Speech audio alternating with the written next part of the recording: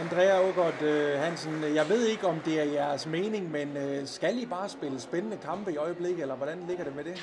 Nej, altså det er ikke lige sådan, vi foretrækker det. Jeg synes, vi får en virkelig god start på kampen, og vi har egentlig kontrol over den, men lige pludselig laver vi en masse dumme fejl og lukker dem ind, og så er det som om, de sådan tror på tingene, og så kommer der lidt mere gang i hallen, og så kommer vi lidt under pres.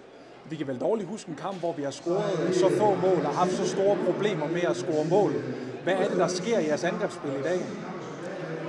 Det bliver meget rodet, og vi rammer ikke hinanden på afleveringerne, og vi brænder også nogle ret store chancer også. Jeg synes, vi egentlig kommer til nogle store chancer, hvor vi enten brænder noget overlægger eller skyder forbi mål. Så jeg synes både, vi er lidt uheldige, men ja, det var heller ikke så skarpt i dag. Men sommer så vinder vi, og det gjorde vi også mod IKAST. Det betyder faktisk, at vi allerede nu er i semifinalen. Hvordan er det at være i semifinalen? Nå, det er da mega fedt. Det er jo det, man kæmper for hele sæsonen, så det er mega fedt. Men jeg håber så også på, at vi nu kan vinde i hvert fald den næste kamp, så vi også sikrer førstepladsen. Men lige nu er jeg glad for, at vi bare er i semi.